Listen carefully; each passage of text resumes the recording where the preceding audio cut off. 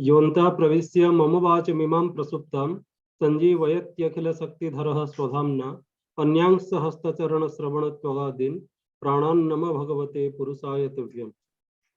विश्वेश्वरानंद विश्वबंधु संस्कृत एवं भारत भारती अनुशीलन संस्थान, पंजाब विश्वविद्यालय साधु आश्रम होशियारपुर, भारतीय शिक्षण मंडलम एवं संस्कृत भारती के शास्त्र रक्षण प्रकल्प के संयुक्त तत्वावधान में पतंजल योग सूत्र के व्यास भाष्य की पंक्ति से अध्ययन का जो पाठ हमारा प्रचल्यमान है, उसका आज 75वां पाठ है। इस पाठ हेतु हम अपने गुरुवर प्रोफेसर कृष्णकांत शर्मा जी का स्वागत करते, अभिनंदन करते हैं तथा इसमें उपस्थित सभी विद्वज्जनों का, शोध छात्रों का हम अभिनंदन करते हैं, स्वागत करते हैं।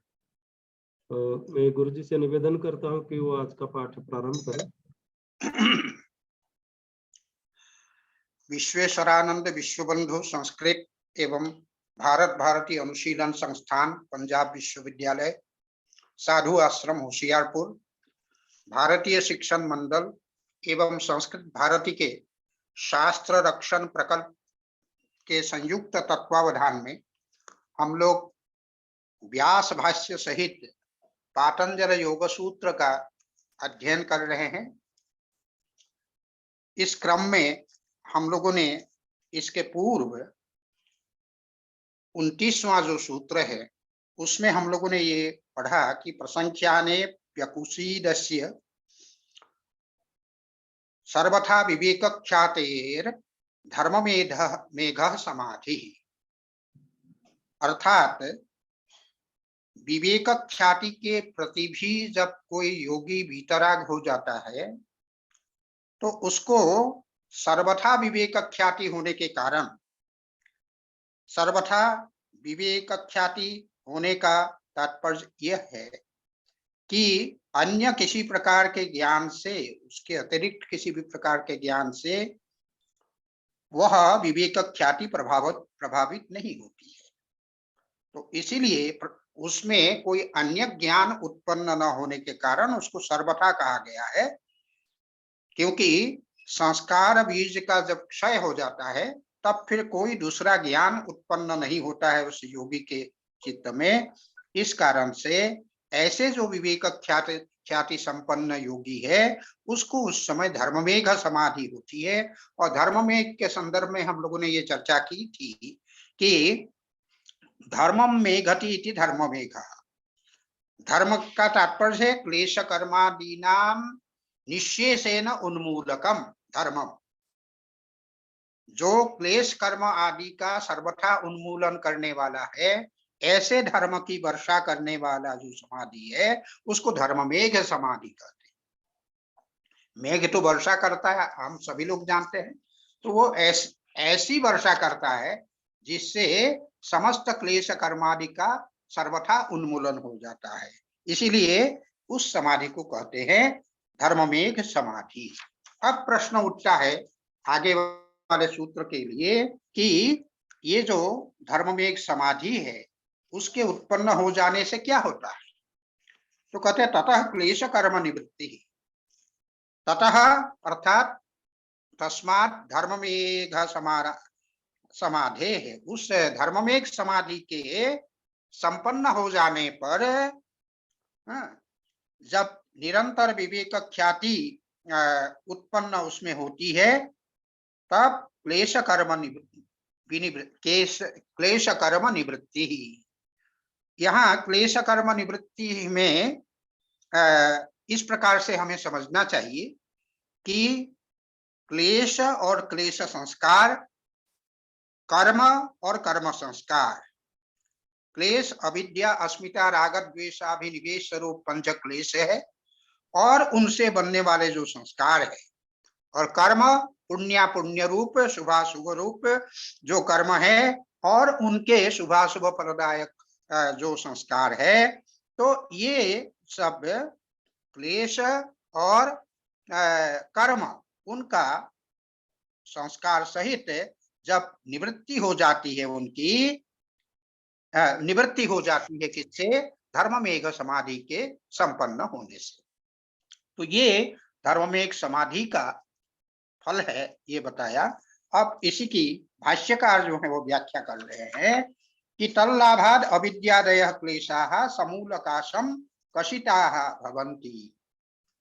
तल्लाभात अर्थात तस्य धर्ममेघ समाधेः लाभात, उस धर्ममेघ समाधि के प्राप्त होने पर, उस धर्ममेघ समाधि के संपन्न होने पर अविद्यादयः क्लेशाः, अविद्या अस्मिता राग द्वेषाभिनिवेश रूप जो क्लेश है वे समूलकाशम, समूलकाशम का तात्पर्य है मूल सहित, समूलम कहते हैं जो मूल सहित है उसको हम कहेंगे समूल, मूलैः सह इति समूलाः, और जो मूल सहित जिसकी हिंसा हो जाए वो जो है मूल सहित काशम, वही है समूल काशम। और समूल काशम कशिताः भवन्ति, कश हिंसायाम, कश धातु का अर्थ है हिंसा, तो कशिताः भवन्ति अर्थात हिंसिताः भवन्ति, अर्थात वो नष्ट हो जाते हैं मूल सहित है, मूल सहित जो है वे नष्ट हो जाते हैं। कौन? क्लेश, क्लेश जो है मूल सहित नष्ट हो जाते हैं। क्योंकि हम लोगों ने एक सूत्र पढ़ा था कि क्लेश मूलः कर्माशयः दृष्टा दृष्ट जन्म वेदनीयः। तो ये जो है क्लेश ही उसमें मूल है, जो हमको जो है जो हमारा कर्माशय बनता है उसके पीछे वही जो है कारण है। तो इसीलिए यहाँ पर ये कहते हैं कि समूलकाशम कशिताः भवन्ति, मूल सहित वो जो है वो जो हमारे कर्म क्या कहते हैं क्लेश है वो नष्ट हो जाते हैं। क्योंकि ये जो अविद्यादि जो क्लेश है उन क्लेशों से हमारे जो है कुशल अकुशल जो कर्माशय बनते हैं, वो कुशल कर्माशय वो है जो शुभ फल को देने वाला है, और अकुशल कर्माशय वो है जो अशुभ फल को देने वाले हैं, जो जिसको हम दूसरे शब्द में पाप संस्कार कहते हैं। ये सभी जो है समूल घातम हताः भवन्ति, वही कहते हैं कुशलाश्च कर्माशया समूल घातम हताः भवन्ति। कुशल और अकुशल, कुशला कुशलाश्च, कुशलाश्च कुशलाश्च इति कुशला कुशला, कुशल और अकुशल दोनों प्रकार के जो शुभ फलदायक और अशुभ फलदायक, पाप फलदायक और पुण्य फलदायक दोनों प्रकार के जो हमारे ये है कर्म है, कर्माशय है, वे समूल घातम हताः भवन्ति। समूल घातम सह मूलैः क्लेशादिभिः इति समूलाः। मूल सहित, मूल कौन है? वही क्लेश है, क्लेश आदि सहित जो है वो क्या हो जाता है? नष्ट हो जाते हैं, निवृत्त हो जाते हैं, विनष्ट हो जाते हैं। और क्लेश कर्म निवृत्तो जीवन एव विद्वान विमुक्तो भवति। जब क्लेश और कर्म की निवृत्ति हो जाती है उस समय क्या होता है? जीवन एव विद्वान, जीवित रहते हुए ही जो विद्वान है, विद्वान अर्थात सयोगी, जिसको धर्मवेग समाधि जैसे समाधि संपन्न हो गया हो, ऐसे जो विद्वान है जिसको हम दूसरे शब्द में कहेंगे लब्ध विवेक ख्याति, जिनको विवेक ख्याति पूर्णतया जो है सर्वथा जो है लब्ध हो गई हो, ऐसे जो विद्वान है, योगी है, वो विमुक्तो भवति, जीवन एव विमुक्तो भवति। जस्मात् विपर्ययो भवस्य कारणम, कहते वो मुक्त क्यों हो जाता है? तो वो कहते हैं कि इस भाव का अर्थात संसार का कारण कौन है? तो वो कह रहे हैं कि विपर्ययो भवस्य कारण, क्योंकि विपर्य ही जो है क्या है? इस भाव का, भवस्य अर्थात संसारस्य, इस संसार का वो कारण है। विपर्य क्या है? वही अविद्या है। अनित्या शुचि दुखात्मसु नित्य सुखी शुचि सुखात्मक ख्याति अविद्या हम लोगों ने पढ़ा है। तो ये सब जो है क्या है? अनित्य में नित्य ख्याति, अनित्य वस्तु को नित्य समझना, ये जो है जैसे उसको अविद्या कहा गया है, वो क्या है? विपर्य ही तो है, विपरीत ज्ञान है। तो इसलिए जो नित्य नहीं है उसको नित्य समझना विपरीत ज्ञान है। इसी प्रकार से अपवित्र वस्तु को पवित्र समझना दुख को सुख समझना और अनात्मा को आत्मा समझना, तो ये जो है क्या है, यही अविद्या है, क्योंकि ये सब विपरीत ज्ञान है, इसीलिए वो विपर्य है।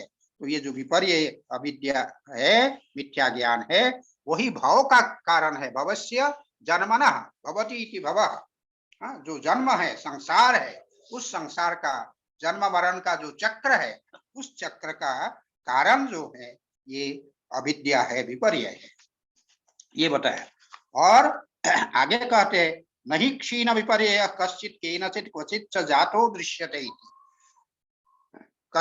ये जो है कहते हैं जो क्षीण विपर्य हो जाता है, क्षीण विपर्य, क्षीण विपर्ययोजस्य, जिसका ये विपर्य अविद्यादि विपर्य समाप्त हो गया हो, क्षीण हो गया हो, ऐसे जो योगी है उसका, या कोई भी प्राणी है उसका, कश्चित इस प्रकार का कोई भी प्राणी, केनचित किसी के द्वारा, क्वचित माने कहीं भी, किसी भी व्यक्ति के द्वारा, किसी भी विद्वान के द्वारा कहीं भी, जातः माने ऐसे व्यक्ति कहीं उत्पन्न हुआ हो और उत्पन्न होते हुए देखा गया हो, ऐसा नहीं होता है। अगर विपर्य क्षीण हो गया है, अविद्यादि क्षीण हो गई हो सर्वथा, तो फिर ऐसे व्यक्ति का जन्म नहीं होता है, अर्थात जन्म मरण चक्र से वो सर्वथा विमुक्त हो जाता है। तो यही यहाँ पर भाष्यकार कह रहे हैं, नहीं क्षीण विपर्य क्वचित केनचित क्वचित च, कहीं भी जातः दृश्यते, ऐसा नहीं कि यहाँ जन्म नहीं हुआ अन्यत्र कहीं हुआ, नहीं, कहीं भी जिसका विपर्य, जिसका अविद्यादि सर्वथा निवृत्त हो गई हो, ऐसे जो योगी है उनका कहीं जन्म नहीं होता। अन्यथा जातस्य ही ध्रुवो मृत्यु ध्रुवम जन्म मृतस्य, ये सिद्धांत है। जन्म लिया है तो उसकी मृत्यु अवश्य होगी, मृत्यु है तो जन्म अवश्य होगा, ये जन्म मरण चक्र है। लेकिन जिसको विवेक ख्याति संपन्न हो गई हो, जिनके ये क्लेश क्षीण हो गए हो, विपर्य क्षीण हो गए हो, ऐसे योगी को पुनः जन्म धारण नहीं करना पड़ता है, पुनः उसका जन्म नहीं होता है, जन्म मरण के चक्र से वो मुक्त हो जाता है। आगे वाले सूत्र में कहते हैं तदा सर्वावरण मलापेतस्य ज्ञानस्य अनंत्यात् ज्ञेयम अल्पम। तदा अर्थात उस समय, उस विवेक ख्याति संपन्न होने पर, विपर्य के सर्वथा नष्ट हो जाने पर, अविद्यादि के नष्ट हो जाने पर क्या होता है, सर्वावरण मलापेतस्य ज्ञानस्य अनंत्यात्, सर्वावरण मलापेतस्य ज्ञानस्य, समस्त जो आवरण है, आव्रियते चित्तसत्वम एभिः इति आवरणानि मलाः, चित्त सत्व को, जो हमारा ज्ञान है उसको आवृत करके जो रहते हैं वही क्या है, मल है। चित्त को आवृत करके रहने वाला जो क्लेश कर्म आदि है वही जो है मल है। उन मलों के रहित हो जाने पर योगी का जो ज्ञान है, योगी का ज्ञान कैसा हो जाता है, अनंत हो जाता है। तस्य ज्ञानस्य अनंत्यात्,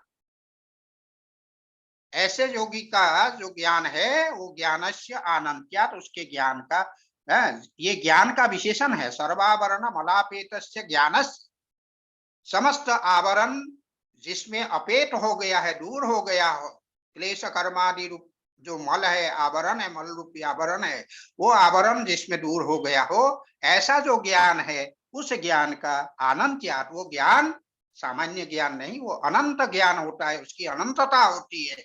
इसीलिए ज्ञेयम अल्पम, उसके अनंत होने के कारण, अपरिमेय होने के कारण, उसका अनंत विस्तार होने के कारण ज्ञेय जो है, ज्ञेयम अल्पम, जो ज्ञेय है वो बिल्कुल नगण्य रह जाते हैं, ये सूत्रकार का कहना है।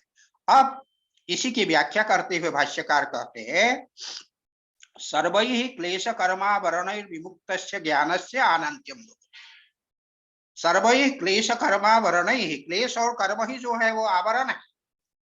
तो ऐसा समस्त क्लेश और कर्म संस्कार रूपी जो आवरण है जो चित्त को आवृत किए रहते हैं, उन आवरणों से जो विमुक्त हो जाता है, ऐसा जो ज्ञान है, वो ज्ञान उस योगी का ऐसा जो ज्ञान है, वो ज्ञान क्या है? उस ज्ञान की अनंत्यम भवति, उस ज्ञान की अनंतता होती है, असीम विस्तार हो जाता है। ये भाष्यकार उसी का व्याख्यान करते हुए कहते हैं। और आवरकेन तमसा अभिभूतम आवृत ज्ञान सत्वम क्वचिदेव रजसा प्रवर्तितम उद्घाटितम ग्रहण समर्थम भवति। और जो व्युत्थान काल है, उस व्युत्थान काल में क्या स्थिति रहती है उस ज्ञान की? उसके लिए कहते हैं कि आवरकेन तमसा अभिभूतम, तमोगुण आवरक होता है। गुरु वर्णकम एव तमः, तमोगुण का लक्षण बताते हुए सांख्य कारिकाकार ने कहा वो भारी होता है और साथ ही साथ वर्णक होता है, माने आवृत करने वाला होता है, ढांकने वाला होता है। तो इसीलिए ये यहाँ पर ये कहते हैं कि आवरके न तमसा, ऐसे जो आवरक तमोगुण है उसके द्वारा अभिभूतम आवृत ज्ञान सत्वम, उससे जो अभिभूत होता है उस तमोगुण के द्वारा, और उसके कारण क्या होता है? आवृत ज्ञान सत्वम, जो ज्ञान सत्व है, चित्त सत्व है, वो आवृत हो जाता है, ढक जाता है।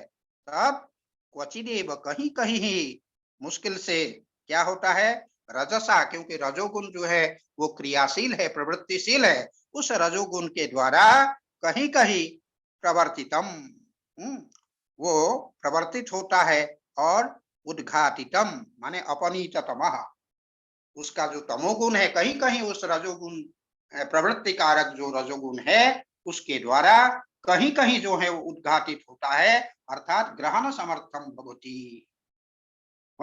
वो ज्ञेय जो पदार्थ है उसको ग्रहण करने में वो चित्त सत्व समर्थ होता है कहीं कहीं। इसीलिए वही कहते हैं क्वचिदेव ग्रहण समर्थम भवति।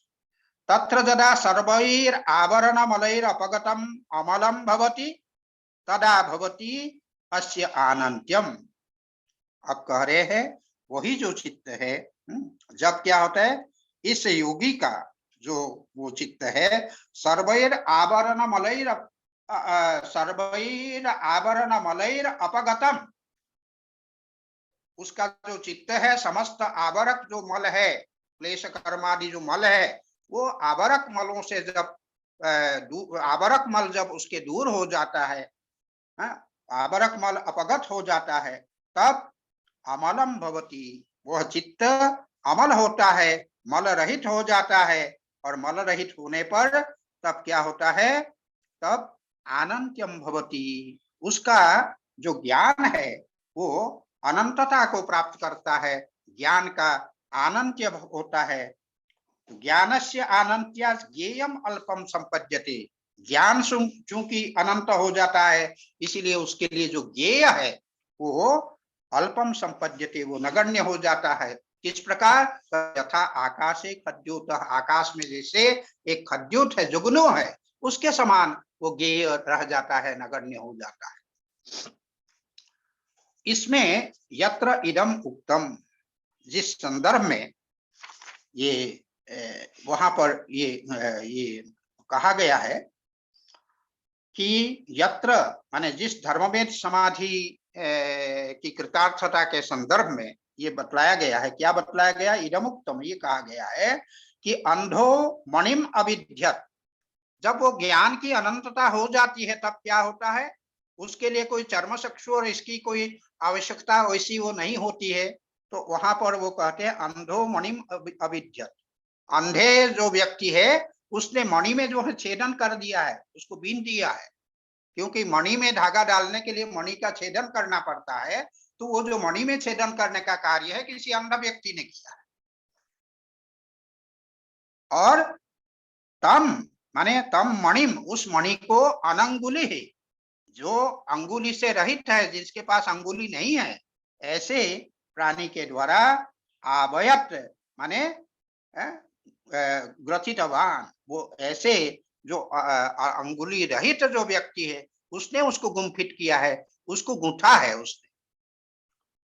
क्योंकि सामान्यतः क्या है, हम बिना अंगुली के कोई व्यक्ति जो है किसी मणियों को गूंथ करके माला नहीं बना सकता, लेकिन इस ज्ञान की अनंतता के कारण ज्ञेय चूंकि अल्प रह जाता है, इसीलिए यह संभव है। उसी की ये विशेषता बता रहे हैं। और वो जो गुम्फित किया गया, अनंगुली के द्वारा गुम्फित किया गया जो माला है, उसको कौन धारण करता है? तो कहते अग्रीवः, जो ग्रीवा रहित है, ऐसे गर्दन रहित जो प्राणी है, उसके द्वारा उस माला को धारण किया गया। और अजिह्वा, जो जिह्वाहीन जो प्राणी है, उस जिह्वाहीन प्राणी के द्वारा अभ्यपूजयत, उसकी पूजा की गई। पूजा करने के लिए मंत्रोच्चार करना होता है। तो लेकिन इस ज्ञान की अनंतता के होने पर कहते हैं उस मालाधारी जो निर्जीव हाँ जो पुरुष है, उस पुरुष की एक ऐसे व्यक्ति ने स्तुति की, पूजा की, जो जिह्वाहीन है। तो ये उस ज्ञान की अनंतता का ये वैशिष्ट्य है। ये धर्म में एक समाधि से ये सारी चीजें संपन्न होती है, ये बताया गया। आगे कहते ततः कृतार्थानाम परिणाम क्रम समाप्तिर गुणानाम। ततः उस धर्म में एक समाधि का जब लाभ हो जाता है, उसके हो जाने पर कृतार्थानाम गुणानाम, गुण जो है कृतार्थ हो जाता है। कृतः अर्थो यही है, अर्थ माने उसका प्रयोजन। उस प्रयोजन को जिसने कर लिया है, सिद्ध कर लिया है। प्रयोजन क्या है? गुणों का प्रयोजन है पुरुष को भोग और अपवर्ग प्रदान करना। भोग और अपवर्ग प्रदान अगर कर दिया गया है, उसके पश्चात उसका कोई करणीय शेष नहीं रह जाता है, इसीलिए वो कृतार्थ हो जाते हैं गुण। तो ऐसे जो कृतार्थ जो गुण है, कृतार्थानाम गुणानाम, जो चरितार्थ गुण है, वे परिणाम क्रम, उनमें परिणाम क्रम समाप्ति ही, परिणाम की जो एक अविरल धारा चल रही है, निरंतर गुणों का जो परिणाम हो रहा है। प्रारंभ हुआ महदादिक क्रम से, उस क्रम से परिणत होते होते महाभूत पर्यंत परिणाम हुआ। फिर उसके बाद वो जो है, उसके बाद भी तरह तरह के जो है उसमें परिवर्धन निरंतर होता रहता है। तो गुणों का ये परिणाम मूलतः वो गुण ही है, गुण का ही परिणाम है। तो गुणों का जो परिणाम निरंतर चलता रहता है, परिणाम की जो एक धारा चलती रहती है, वो परिणाम धारा की जब समाप्ति हो जाती है, कब? जब गुण वो कृतार्थ होता है। इसीलिए ततः माने उस धर्म में समाधि के उदित होने पर ये तीनों गुणों के परिणाम की जो परिणाम का जो क्रम है, उस क्रम की समाप्ति हो जाती है। ततः कृतार्थानाम परिणाम क्रम समाप्तिर गुणानाम। इसी की व्याख्या करते हुए भाष्यकार कहते हैं तस्य धर्ममेघस्य उदयात्। ततः की व्याख्या है तस्य धर्ममेघस्य उदयात्, उस धर्म में एक समाधि के उदित होने पर कृतार्थानाम गुणानाम, ये जो कृतार्थ गुण है, भोगापवर्ग संपन्न, जिसने भोगापवर्ग रूप अर्थ अर्थात प्रयोजन को जिसने सिद्ध कर लिया, जिन्होंने सिद्ध कर लिया, ऐसे जो गुण है, उन गुणों का परिणाम क्रम समाप्यते, परिसमाप्यते। परिणाम का जो क्रम है, निरंतर जो परिणमन हो रहा है, उस परिणाम की जो एक अविरल धारा चल रही है, उस धारा की समाप्ति हो जाती है। हाँ, परिसमाप्यते। नहीं कृत भोगापवर्गाः परिसमाप्त क्रमाः क्षणमपि अवस्थातुम् उत्सहन्ते। कृत भोगापवर्गाः, भोग और अपवर्ग जिसने संपन्न कर लिया हो, ऐसे जो कृत भोगापवर्ग, पुरुष को भोग दे चुके, अपवर्ग दे चुके, ऐसे पुरुषार्थों को सिद्ध करने वाले जो गुण है, और परिसमाप्त क्रमाः, उसका जो क्रम है, जो ये जो क्रम है, ये विरूप परिणाम का क्रम है। ये विरूप परिणाम की जो अविरल धारा है, उस धारा की जहां धारा का जहां पर्यवसान हो गया है, वो धारा पर्यवसित हो गई हो, तो ऐसे परिसमाप्त क्रमाः क्षणमपि अवस्थातुम उत्सव सहन्ते, उसके पश्चात एक क्षण भी वे गुण जो है इस सृष्टि में, इस विरूप परिणाम की स्थिति में एक क्षण भी वो अवस्थातुम न उत्सहन्ते, अवस्थित होने के लिए उनका उत्साह नहीं रह जाता है, अर्थात वे अवस्थित नहीं होते हैं, वो निवृत्त हो जाते हैं। यही जो है भाष्यकार ने इसकी व्याख्या की। अब इसके पश्चात ये प्रश्न उठता है कि यहाँ पर कहा परिणामक क्रम समाप्ति। अब ये क्रम क्या चीज है, इसी को भाष्यकार पूछते हुए सूत्र को अवतरित करते हैं, सूत्र को उपस्थापित करते हैं कि अथ कोयम क्रमो नाम इति। अब आपने जो सूत्र में ये क्रम शब्द कहा, ये क्रम है क्या, किस चिड़िया का नाम है, किसको हम कहते हैं क्रम? अथ कोयम क्रमो नाम, इसका उत्तर देते हैं सूत्रकार, क्षण प्रतियोगी परिणामापरांत निर्ग्राह्य क्रम। क्रम वह है, उसका ये लक्षण प्रस्तुत कर रहे हैं क्रम का, कि क्रम हम उसको कहते हैं जो कि क्षण का प्रतियोगी है, क्षण प्रतियोगी। क्षण प्रतियोगी माने प्रतिसंबंधी जस्य सह सह क्रम, अर्थात जो क्षण प्रचय पर आश्रित है, क्षण समुदाय पर जो आश्रित है, क्षण समूह पर जो आधारित है, ऐसा जो है जो परिणाम धारा का जो पूर्वापर्य है, क्योंकि एक क्षण के बाद दूसरा क्षण, दूसरे क्षण के बाद तीसरा क्षण, तीसरे के बाद चौथा क्षण, इन क्षणों पर आश्रित जो ये परिणाम धारा का जो पूर्वापर्य है, उसी पूर्वापर्य को हम कहते हैं क्रम।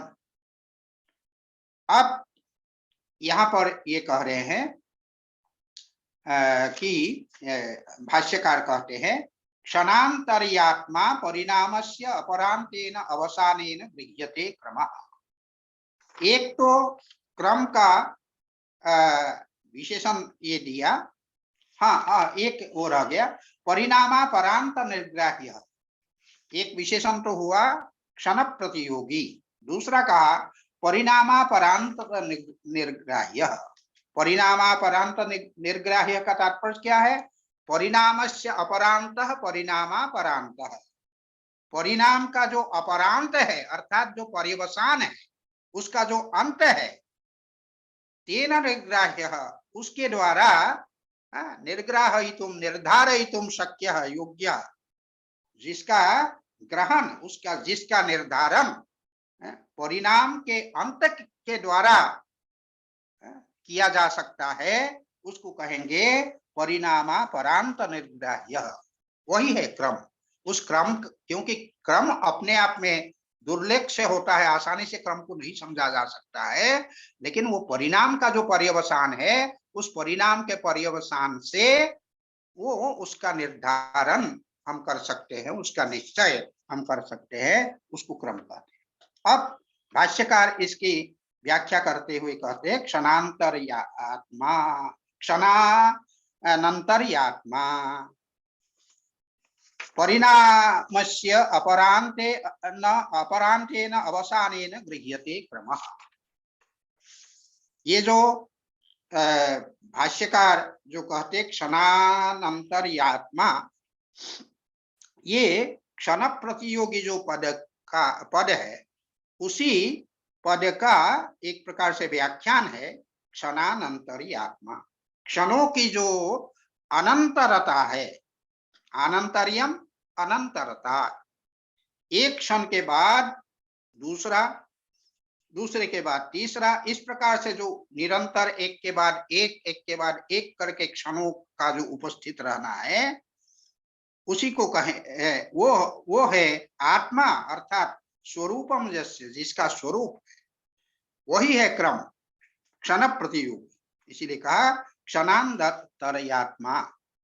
और परिणामस्य अपरांतेन अवसानेन गृह्यते, परिणामस्य जो परिणाम है, उस परिणाम का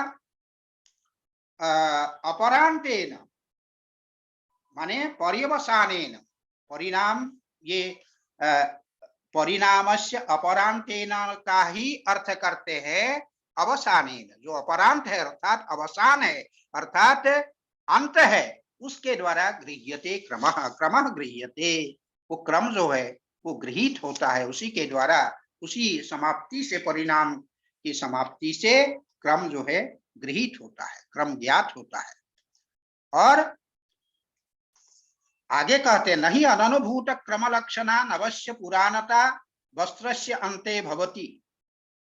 जैसे एक वस्त्र है, उस वस्त्र की जो पुराणता है, वो पुराणता कैसे ज्ञात होती है? तो कहते नहीं अननुभूत क्रम लक्षणा। अननुभूत माने अलब्ध क्रमः यही ते क्षणाः अननुभूत क्षणाः। जिसके जो क्रम है, वो क्रम का जिसने अनुभव नहीं किया है, अननुभूतः माने अलब्धः क्रमो जयि ते क्षणाः अननुभूत क्रमाः। और अलब्ध क्रम संबद्धाः क्षणाः यस्याः, जिसने वो क्रम का अनुभव नहीं किया है, ऐसा जो क्षण है उसको कहेंगे अननुभूत क्रम लक्षणा, क्रम क्षणा पुराणता। पुराणता, जो पुराणता है, क्रम के अनुभव किए बिना पुराणता संभव नहीं। कोई भी वस्तु एक दिन में पुराना नहीं होता है। कोई एक वस्त्र लेते हैं तो प्रतिक्षण उसमें पुरानता होता जा रहा है, तो होती जा रही है। आज जिस वस्त्र को लिया, कल वो पुराना होगा, परसों और पुराना होगा, कल जो लेंगे उसकी तुलना में परसों वाला वस्त्र जो है वो पुराना हो जाए। तो इस प्रकार से ये पुरानता जो है कोई एक क्षण में नहीं आती है। उनके जो क्रम है वो, उसका जब तक अनुभव ना हो तब तक उसमें पुरानता का अनुभव भी संभव नहीं। इसी बात को वही कहते हैं नहीं अननुभूत क्रमक्षणा नवस्य पुराणता वस्त्रस्य अंते भवति। वही जो पुरानता है, कोई नया जो वस्त्र है उसमें वो पुरानता का अनुभव तो नहीं होता है। पुरानता का ग्रहण जो है किसी नए वस्त्र में नहीं होता है, पुराने में होता है। तो तात्पर्य क्या है कि वो एक क्षण के बाद एक क्षण के बाद करके क्षणों का एक जो क्रम चला है, उस क्रम के कारण उसमें पुरानापन आया है, और जो नया है उसमें वो नहीं गृहीत होता। तो इसीलिए कहा वो नए वस्त्र में तो वो गृहीत नहीं होता है। नवस्य वस्त्र से, नए जो वस्त्र है उसके अंते अर्थात उसके ऊपर नहीं भवती, वो नहीं, वो पुरानता दिखाई पड़ती है। तो ये होता है। और नित्येषु च क्रमः दृष्टः, जो नित्य पदार्थ है, अव्यक्तादि है, उसमें भी ये क्रम जो है वो नित्येषु च, नित्य जो पदार्थ है उसमें भी क्रमो दृष्टः, उसमें भी क्रम जो है दिखाई पड़ता है। अब ये नित्येषु में बहुवचन का क्योंकि प्रयोग किया है, तो एक अव्यक्त है, तो अव्यक्त के अतिरिक्त पुरुष तत्व भी यहाँ गृहीत करना है। इसीलिए इसी आशय को रखते हुए यहाँ पर भाष्यकार ने जो है यहाँ पर नित्येषु में बहुवचन का प्रयोग किया है। तो ये नित्यता कैसी हो, हाँ, नित्येषु च क्रमो दृष्ट, नित्यता कैसी होती? तो कहते हैं द्वयी च इयं नित्यता, ये नित्यता दो प्रकार की होती है। क्या है? तो कूटस्थ नित्यता, परिणाम नित्यता च। एक कूटस्थ नित्यता है और दूसरा परिणाम नित्यता है। कूटस्थ नित्यता आप सभी लोग जानते हैं, जैसे लोहार कोई अस्त्र शस्त्रादि जो भी निर्माण करता है, तो एक बड़े लोहे का खूंटा जैसे होता है, उसके ऊपर दूसरे लोहे को गर्म करके उसके ऊपर रख करके वो कूटता है, पीटता है। और जो ऊपर जो लोहा रखा गया है जिसको पीट रहे हैं, उसमें तो परिवर्तन होता है। वो एक जो पहले एक सीधा सा लोहा था, फिर उसको टेढ़ा भी किया और उसको एक आकार दिया। ये पीट पीट करके जैसे वो आकार देता है, उसमें तो परिवर्तन होता है। लेकिन नीचे जिस पर रख करके उसको पीट रहे हैं उसमें कोई परिवर्तन नहीं होता है, वो उसको कूट कहलाता है। सामान्य परिवर्तन तो दिखता है, दृष्टांत और दार्ष्टान्तिक में थोड़ा अंतर भी होता है, तो इसीलिए उसमें विशेष परिणाम उसमें नहीं दिखता है, उसमें परिवर्तन नहीं दिखता है। इसीलिए उस प्रकार जो नित्य है उसको कहते कूटस्थ नित्यता। द्वयी च इयं नित्यता कूटस्थ नित्यता। और दूसरी जो नित्यता है वो परिणामी नित्यता। दूसरी जो है वो नित्यता परिणामी नित्यता कहलाती है। तो ये परिणामी जो नित्यता है, जैसे आपका महदादि क्रम से जैसे परिणाम होता है, सत्वादि तीनों गुणों की जो नित्यता है, महदादि क्रम से परिणाम होने पर भी वो गुण जो है उसमें वो नित्य रहता है। लेकिन इस प्रकार गुणों की जो नित्यता है वो परिणामी नित्यता, परिणाम होते हुए भी वो नित्य रहता है, वो परिणामी नित्यता है। द्वयी च इयं नित्यता कूटस्थ नित्यता परिणामी नित्यता।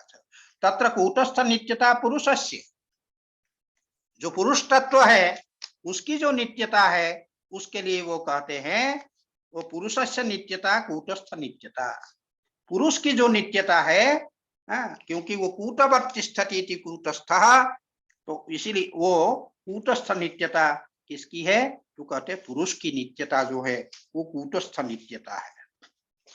और कूटस्थ नित्यता पुरुषस्य। परिणामी नित्यता गुणाना, जो गुण है वो जो महदादि क्रम से उनका परिणाम होता है, फिर भी वो गुण तो रहता है, तो इसीलिए वो जो है परिणामी नित्यता गुणानाम, गुणानाम नित्यता परिणामी नित्यता, गुणों की जो नित्यता है वो परिणामी नित्यता गुणानाम। आगे ये कहते हैं नित्यता की परिभाषा देते हैं, नित्य किसको कहते हैं उसकी परिभाषा देते हुए भाष्यकार कहते हैं कि जस्मिन् परिणम्यमाने तत्वं न विहन्यते तन्नित्यम, जिसके परिणाम होने पर दूसरे रूप में परिणत होने पर भी उसका जो तत्व है वो विनष्ट नहीं होता है। जस्मिन् परिणम्यमाने तत्वं न विहन्यते, उसका जो तत्व है वो तत्व तो जो का त्यों रहता है, वो विनष्ट नहीं होता है, उसको कहते हैं जस्मिन् परिणम्यमाने तत्वं न विहन्यते, जिस पदार्थ के परिणत होने पर भी जो उसका तत्व है वो नष्ट नहीं होता है। तत्व क्या है, तत्व जो है वो गुण है। तत्व माने वो उसका गुण ही जो है, परिणाम जो हो रहा है उस परिणाम के मूल में तत्व क्या है, संपूर्ण जगत जो है त्रिगुणात्मक है, हम कहते हैं त्रिगुण ही जो है वो तत्व है जिसका ये परिणाम सारा संसार है। लेकिन इस संसार के पदार्थों के नष्ट होने पर गुण नष्ट नहीं होता है, तो तत्व का विहनन नहीं होता है। तत्वं न विहन्यते तन्नित्यम, उसको कहते हैं नित्य। जस्मिन् परिणम्यमाने तत्वं न विहन्यते तन्नित्यम। उभयस्य च तत्वान् अभिघातात् नित्यत्वम्। उभयस्य माने वही अव्यक्तस्य पुरुषस्य च, अव्यक्त और पुरुष इन दोनों के जो तत्व है वो तत्व का अभिहनन चूंकि नहीं होता है, दोनों में जो है उभयस्य च तत्वान् अभिघातात्, दोनों जो है उसके तत्व के नष्ट न होने के कारण, तत्व के विनष्ट न होने के कारण तत्व चूंकि ज्यों का त्यों रहता है, इसीलिए दोनों को हम नित्य कहेंगे। जगत रूप में परिणत जो गुण है वो गुण भी जगत के विलय हो जाने पर भी, प्रलय काल में भी वो गुण तो बना रहता है, तो इसीलिए उसके वो भी नित्य कहलाता है और पुरुष तो नित्य है ही है। तो इस प्रकार से दोनों की नित्यता, इस प्रकार वो नित्यता की जो परिभाषा है वो दे दी। देने के बाद कहा दोनों ही जो है तत्व के अभिहनन, तत्व के नष्ट न होने के कारण नित्य। तत्र गुणधर्मेषु बुद्ध्यादिषु परिणामापरांत निर्ग्राह्य क्रमो लब्ध पर्यवसानः। यहाँ पर ये कह रहे हैं कि गुणधर्मेषु, गुणों के धर्मभूत जो बुद्धि है, अहंकार है, फिर अहंकार से फिर एकादश इंद्रिय है, ये सब जो है जो परिणाम है, गुणधर्मेषु बुद्ध्यादिषु परिणामा परांत निर्ग्राह्य क्रम, परिणाम का जो अंत है, परिणाम का जो अपरांत है, जो परिवसान है, उसके द्वारा उसका जो क्रम है वो निर्ग्राह्य होता है, वो क्रम जो है गृहीत होता है। वो क्रम उसमें गृहीत होता है, इसीलिए वो लब्ध पर्यवसान, वो लब्ध पर्यवसान माने समाप्ति को प्राप्त होने वाला होता है, क्योंकि क्रम की वहां समाप्ति हो जाती है, का वो जो है लब्ध पर्यवसान गुणधर्मेषु, वो लब्ध पर्यवसान गुणधर्मेषु बुद्ध्यादिषु परिणामा परांत निर्ग्राह्य क्रम लब्ध पर्यवसान। और नित्य जो वस्तु है उसमें जो क्रम है उसके लिए कहते हैं नित्येषु धर्मेषु गुणेषु अलब्ध पर्यवसान।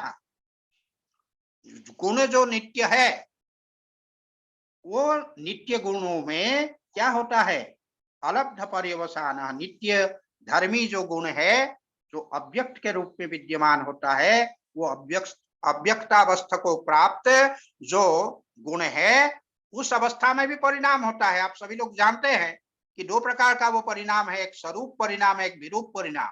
उस समय भी अव्यक्तावस्था में भी स्वरूप परिणाम तो निरंतर होता रहता है, लेकिन उस परिणाम से उस क्रम का अवसान नहीं होता है। इसीलिए कहते हैं नित्येषु धर्मेषु गुणेषु, किंतु नित्य पदार्थ है अर्थात जो अव्यक्तावस्था में जो गुण विद्यमान है उन गुणों में अलब्ध पर्यवसान, वह क्रम जो है समाप्ति को प्राप्त नहीं होता है।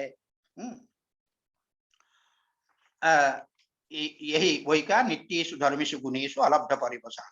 कूटस्थ नित्येषु स्वरूप मात्र प्रतिष्ठेषु मुक्त पुरुषेषु स्वरूपास्थिता क्रमेणैव अनुभूयते। अब कूटस्थ नित्य जो स्वरूप मुक्तेषु स्वरूप प्रतिष्ठेषु मुक्त पुरुषेषु, ये कह रहे जो कूटस्थ नित्य है, जो स्वरूप मात्र में प्रतिष्ठ है, चिन्मात्र निर्विशेष चिन्मात्र जो स्वरूप है उसका, उस स्वरूप में जो प्रतिष्ठित हो गए, ऐसे जो मुक्तेषु जो मुक्त पुरुष है उनमें स्वरूपास्थिता, स्वरूप का जो अस्तित्व है, अहम अस्मि, इस प्रकार जो अस्तित्व का जो बोध है उसके लिए कहते हैं मुक्तेषु स्वरूपास्थिता। स्वरूप से उनका जो सत होना है वो क्रमेणैव अनुभूयते, क्रम के द्वारा ही वो अस्तित्व माने आज है, कल भी रहेंगे और आगे भी रहेंगे। इस प्रकार आज अस्तित्व है, कल भी अस्तित्व रहेगा, आगे भी रहेगा। ये जो है जो अस्तित्व का जो बोध है वो क्रम के बिना संभव नहीं है, इसलिए क्रमेणैव अनुभूयते, क्रम से ही उसका अनुभव होता है, क्योंकि ये व्यवहार होता है इस प्रकार का। इसी को इसमें योग वार्तिककार ने कहा है स्वरूपास्थिता च तत्क्षण मात्रम तत्क्रमश्च पुरुषेषु अपि अस्ति इदानीं स्थित्वा पश्चात् स्थास्यति इति व्यवहारात्। अभी है पुरुष और आगे भी रहेगा, इस प्रकार का जो व्यवहार होता है उस व्यवहार के पीछे वो क्रम ही कारण है, इसीलिए वो क्रम वो नित्य पदार्थ में भी है, ये कहा गया है। लेकिन पुरुष का जो क्रम है, पुरुष में क्रम की जो सत्ता मानी गई है वो उसको वास्तविक रूप में नहीं लेना चाहिए। ये इस बात को बतलाने की दृष्टि से आगे भाष्यकार ये कहते हैं कि इति तत्रापि अलब्ध परिवसान, और शब्द पृष्ठेन अस्ति क्रियाम उपादाय कल्पितः इति। जो पुरुष है, पुरुष में, पुरुष तत्व में जो क्रम की जो सत्ता है वो क्रम की सत्ता कैसे है, तो कहते शब्द पृष्ठेन अस्ति क्रियाम उपादाय कल्पितः।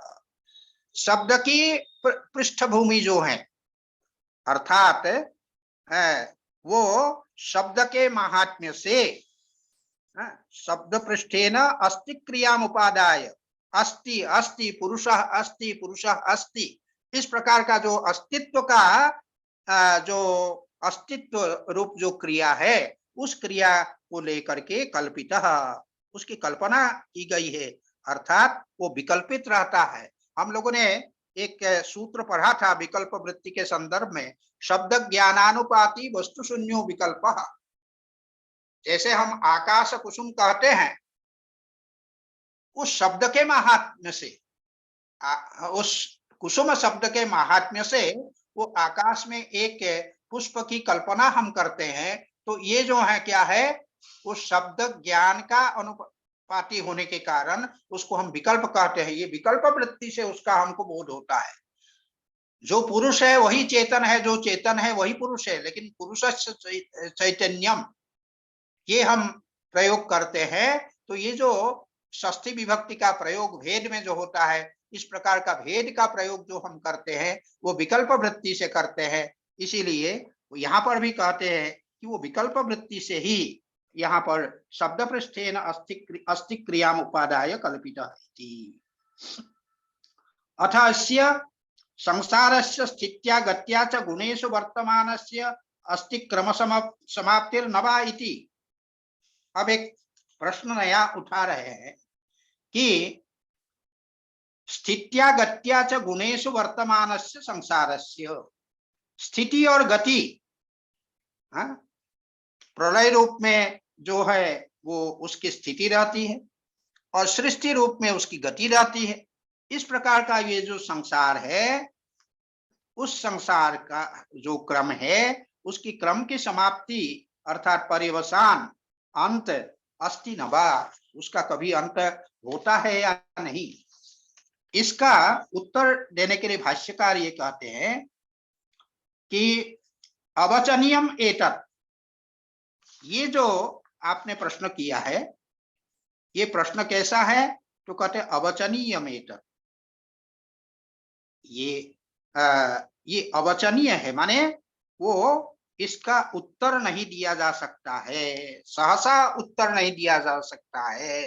तत्व वैशार अधिकार ने कहा है अनुत्तरार्हम, आसानी से जिसका उत्तर नहीं दिया जा सके, ऐसा वो अवचनीय है ये प्रश्न, अवचनीयम एतत्। और इसके लिए वो आगे कहते हैं कि कथम, वो उसको कहते कथम, क्यों ये अवचनीय है। अस्ति प्रश्न एकांत वचनीय, तो कहते दो प्रकार के वो प्रश्न होता है, वो एक एकांत वचनीय और एक विभज्य वचनीय, दो प्रकार के प्रश्न होते हैं। एकांत वचनीय का तात्पर्य वो है जिसका उत्तर सीधे दे दिया जा सकता है, हाँ या ना में जिसका हम उत्तर दे सकते हैं, उसको हम कहते हैं एकांत वचनीय। और जिसको हाँ और ना में तुरंत उत्तर नहीं दिया जा सकता है, उसका विभाजन करना पड़ता है, उसका विभक्त करके उसका उत्तर देना होता है, तो उसको कहते हैं विभज्य वचनीय। ये दो प्रकार के वो प्रश्न होते हैं। उसका उदाहरण देते हैं भाष्यकार कि अस्ति प्रश्न एकांत वचनीय सर्वो जातो मरिष्यति। जैसे जातो अर्थात जन्म होने पर, जाति कहते जन्म को, जातो सत्यम, जन्म के होने पर सर्वो मरिष्यति, सभी प्राणी जो है वो मृत्यु को प्राप्त होंगे। जातस्य ही ध्रुवो मृत्यु हो, उसका उत्तर देते ओम भो, हाँ हाँ हाँ बिल्कुल सही। तो एक बार में हाँ में जो है उत्तर दे दिया गया, तो ये हुआ एकांत वचनीय प्रश्न। अब तो कहते हैं अथ सर्वो मृत्युआ जनिष्यते। अब दूसरा प्रश्न ये है कि दूसरा प्रश्न है कि सभी लोग मर करके पुनः वो जन्म धारण करेंगे या नहीं। ये जो है जो प्रश्न है, इस प्रश्न को कहते हैं एतद् विभज्य वचनीयम। ये जो प्रश्न है वो विभज्य वचनीय है, अर्थात दो भागों में विभक्त करके इसका उत्तर देना होगा। एक भाग क्या होगा, प्रत्युदित ख्याति ही क्षीण तृष्ण कुशलो न जनिष्यते। प्रत्युदिता ख्याति ही माने विवेक ज्ञानम यस्य असो प्रत्युदित ख्याति, जिसको विवेक ज्ञान उत्पन्न हो गया हो, और क्षीण तृष्णा, जिसकी तृष्णा जो है क्षीण हो गई हो, ऐसे जो कुशल अर्थात जो विवेकी जो योगी है, वो न जनिष्यते, उसका जन्म नहीं होगा। ये एक अंश हुआ, एक उत्तर हुआ। दूसरा उत्तर क्या होगा? इतरस्तु जनिष्यते, उसके अतिरिक्त जो होंगे, जो विवेक ख्याति संपन्न नहीं है, जो कुशल वो क्षीण तृष्ण नहीं है, तो ऐसे जो सामान्य प्राणी है वो जो है पुनर्जन्म धारण करेगा। इसीलिए कहते हैं कि कुशलो न जनिष्यते और इतरस्तु जनिष्यते, ये इसीलिए विभज्य वचनीय ये हुआ। अब आगे कहते तथा मनुष्य जाति श्रेयसी न वा श्रेयसी, ये दूसरा प्रश्न कर रहे हैं कि मनुष्य जाति श्रेयस्कर है अथवा नहीं है। इत्येवं परिपृष्टे विभज्य वचनीय प्रश्न, ये भी जो है विभज्य वचनीय प्रश्न है, इसको भी दो भाग में विभक्त करके इसका उत्तर देने योग्य ये प्रश्न है। उत्तर क्या होगा? उत्तर कहते हैं पशून उद्देश्य श्रेयसी देवान ऋषिश्च अधिकृत्य न इति। अगर पशु की तुलना में हम देखें तो ये मनुष्य जाति जो है श्रेष्ठ है। पशु के साथ अगर तुलना करके देखें तो ये मनुष्य जो है, मनुष्य जाति जो है वो श्रेष्ठ है, इसमें कोई संदेह नहीं है।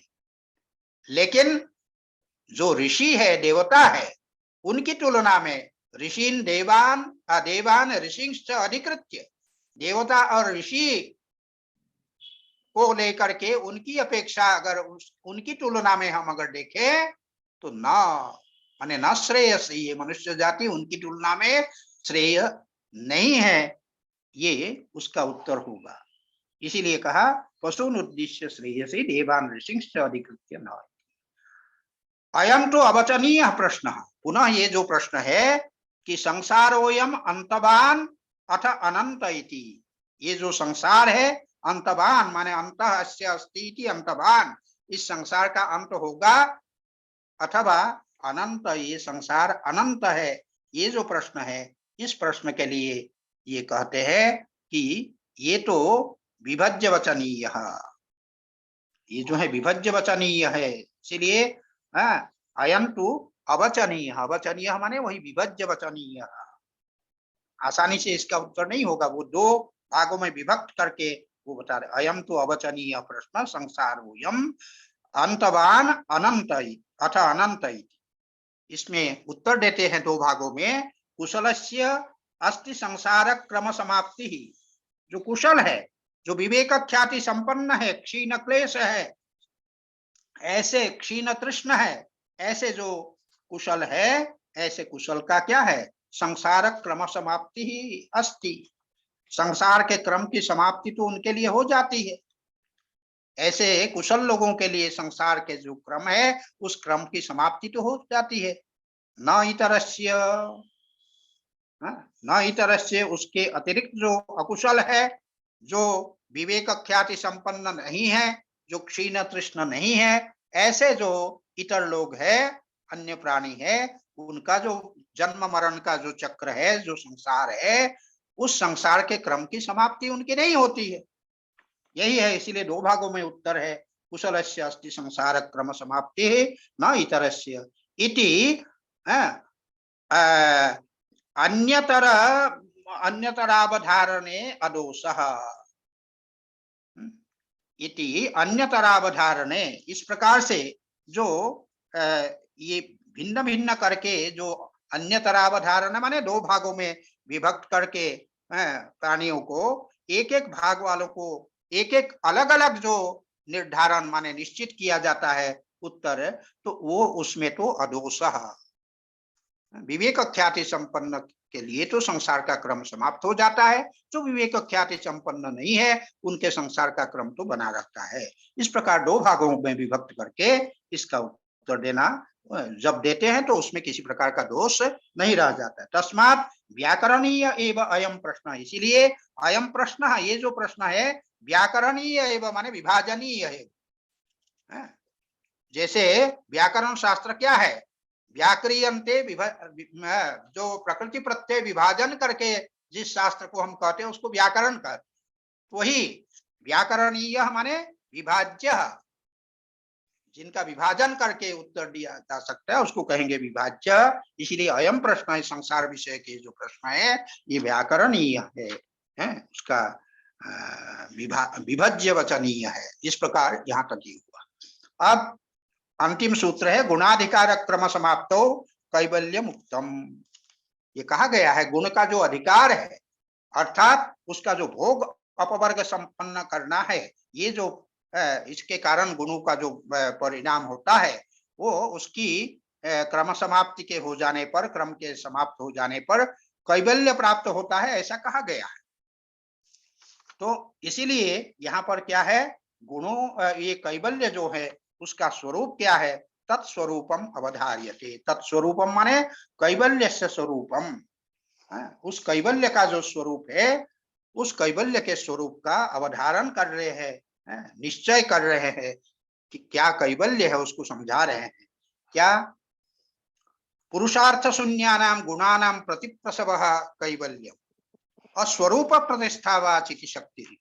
दो भागों में विभक्त करके यहाँ पर ये बताया जा रहा है कि पुरुषार्थ शून्यानाम गुणानाम अर्थात भोगाप वर्ग रूप जो पुरुषार्थ है वो पुरुषार्थ से जो रहित हो गए गुण, जो चरितार्थ हो गए गुण, उन गुणों का प्रतिप्रसव माने जो प्रतिलोम परिणाम होता है, जिस क्रम से, जिस अनुलोम क्रम से गुणों का परिणाम हुआ महदादिक क्रम से, उसका जो प्रतिलोम परिणाम होता है, तो वो जो विपरीत रूप में जो उनका अपने अपने कारणों में गुणों का जो लय होता है, वो जो परिणाम है उसके द्वारा अंत में जाकर के अव्यक्त जो प्रधान है उस प्रधान में जो विलीन हो जाना है वो क्या है, वही है कैवल्य प्रतिप्रसव माने प्रलय, गुणानाम लय, स्वकारणे लय, अपने कारण में अंत में जाकर लीन हो जाना, ये जो है क्या है, ये कैवल्य है, इसको कैवल्य कहा गया है। इसी को ध्यान में रखते हुए सांख्यकारिकाकार ने उसका ये बताया कि वस्तुतः पुरुष का कैवल्य नहीं है, कैवल्य तो जो है प्रकृति का ही है। तस्मान न बध्यते न मुच्यते नापि संसरति कश्चित संसरति मुच्यते संसरति बध्यते मुच्यते च नानाश्रया प्रकृति। अर्थात वो जो पुरुष तत्व है वो बद्ध भी नहीं होता है और इसीलिए उसका जो है वो संसरण भी नहीं करता है, इसीलिए उसका न संसरण होता है न उसका बंध होता है। जब बंध नहीं होता है तो उसका मोक्ष भी नहीं होता है, सांख्यकारिकाकार ने कहा। अर्थात वास्तविक बंध मोक्ष उसका नहीं है, लेकिन उपचरित बंध मोक्ष चूंकि है, उस उपचरित जो बंध है पुरुष का, उसका जो कैवल्य है, उपचारतः जो कैवल्य है, उस कैवल्य को समझाने के लिए द्वितीय अंश है क्या, स्वरूप प्रतिष्ठावा चिति शक्ति रीति। जब चिति शक्ति जो चैतन्य शक्ति है, चेतन है, आत्मा है अपने स्वरूप में, तदा द्रष्टु स्वरूपे अवस्थानम, उस अपने चिन्मात्र स्वरूप में जब अवस्थित हो जाता है, वो तो सदैव उस स्वरूप में अवस्थित है, लेकिन बुद्धि के सान्निध्य के कारण तथा प्रतीत नहीं होता है, तो उस पुरुष का अपने स्वरूप में अवस्थित हो जाना, यही जो है जो पुरुष है, उस पुरुष का उपचारतः कैवल्य है। इसीलिए कहा, इसीलिए बा विकल्प में वो कह दिया स्वरूप प्रतिष्ठा व चिति शक्ति रीति।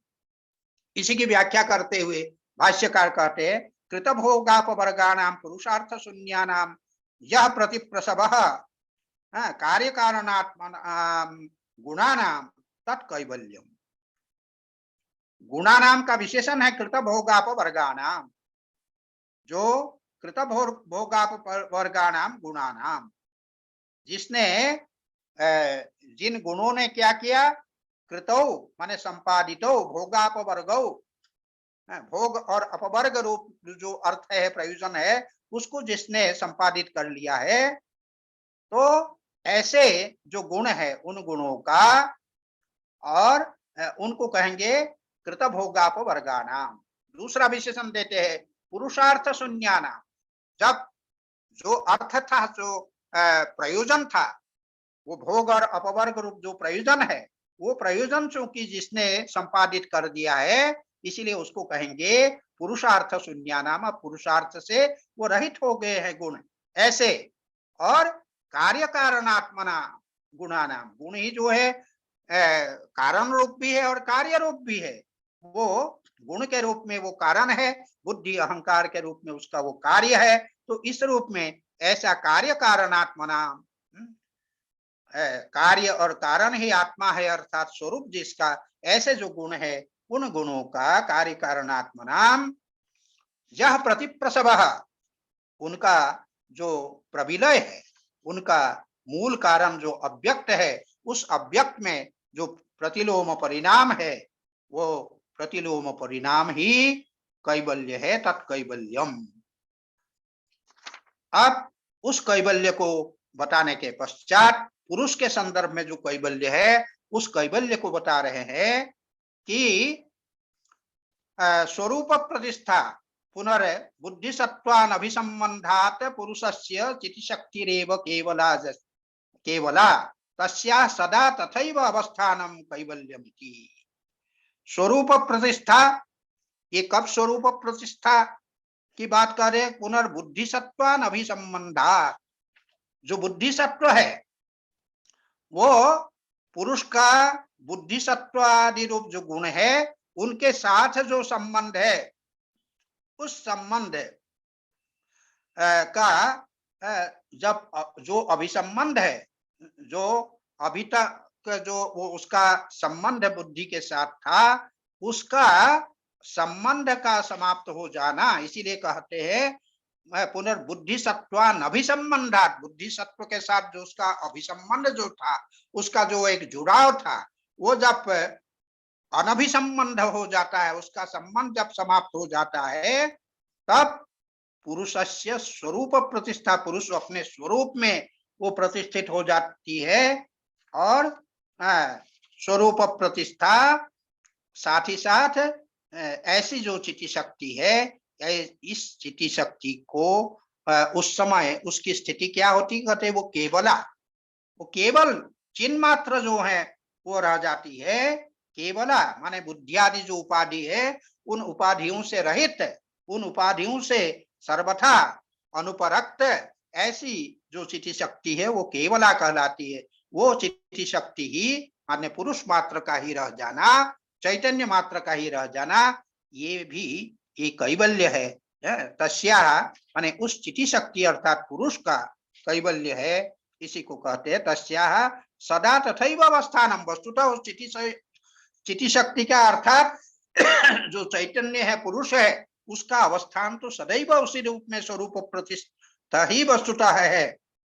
तथैव अवस्थानम, उसी केवल अवस्था में ही वो अवस्थित रहती है चित्त शक्ति, लेकिन वैसी प्रतीत नहीं होती है। इसीलिए उपचारतः इस प्रकार का जो अभिसंबंध है, उस अभिसंबंध का समाप्त हो जाना, यही जो है उस पुरुष का कैवल्य है। इसीलिए कहा स्वरूप प्रतिष्ठा पुनर्बुद्धि सत्वान अभिसंबंधात पुरुषस्य चिति शक्तिरेव केवला तस्याः सदा तथैव अवस्थानम कैवल्यम। यही जो है ये कैवल्य है पुरुष का, इसको बताया। इति श्री पातंजले सांख्य प्रवचने योग शास्त्रे श्रीमद् व्यास भाष्ये कैवल्यपादश्च चतुर्थः। तो ये योग शास्त्र का जो ये व्याख्यान है, व्यास भाष्य है, उस व्यास भाष्य का जो ये कैवल्य पाद है, उस कैवल्य पाद की समाप्ति यहीं पर होती है। हमारे यहाँ परंपरा में कहा गया है स्थाप्यम समाप्यम शनि भौम बारयो, प्रारंभ और समापन जो है शनिवार और भौमवार अर्थात मंगलवार को करना चाहिए। इसीलिए मेरे मन में था कि आज इसकी परिसमाप्ति हो, इसीलिए थोड़ा सा 5 मिनट अधिक समय लेकर के हमने इसको समाप्त किया। गुरु जी, इसका प्रारंभ भी मंगलवार को ही हुआ था। अच्छा अच्छा, चलिए। तो आप सबको मेरी ओर से हृदय से बहुत बहुत धन्यवाद। विशेषतः योजकस्तत्र दुर्लभः, हमारे यहाँ जो 2 योजक हैं, मुख्य योजक प्रोफेसर सुधांशु कुमार सडंगी और डॉक्टर संजीव कुमार राय, ये दोनों ही वस्तुतः योजक ही नहीं संयोजक है, सम्यक योजक है। तो इन लोगों के प्रयास से ही ये पाठ्यक्रम इस रूप में चल सका। और आप जितने भी लोग इससे जुड़े हुए हैं, जो भी जुड़े, कई बार हमने देखा कि प्रोफेसर पंडा जी भी इसमें जुड़े हुए होते थे। तो आप सभी के प्रति हम जितने भी प्रतिभागी हैं इसमें, सबके प्रति भी हम हृदय से आभार व्यक्त करते हैं। और निरंतर आप इसी प्रकार से अध्ययन में लगे रहें, सरस्वती की सेवा करते रहे। इन्हीं शब्दों के साथ मैं विराम लेता हूँ। धन्यवाद। गुरु जी ये आपका अनुग्रह हमारे पर है कि अरे आपने हमें अनुग्रहित किया कि आपने इतना जो हम भूलते जा रहे थे उसका पुनर्अभ्यास आपने करवाया। यही आपसे भी पढ़ा था और दोबारा इसका पाठ की पुनरावृत्ति हुई। हाँ, आपने तो पूरा पढ़ा था, मुझे स्मरण है। तो मैं आपसे बस पुनर्अभ्यास हो गया। हमारे शोध छात्रों का भी कुछ निवेदन था कि उनको पढ़ना था।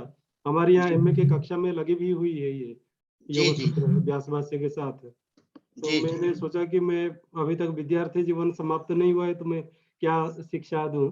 तो इसी वजह से मैंने भी सोचा कि मैं विद्यार्थियों के साथ मैं भी पढूं आपके पास से। ये ये ये आपका अहेतुक हाँ कृपा मेरे ऊपर है।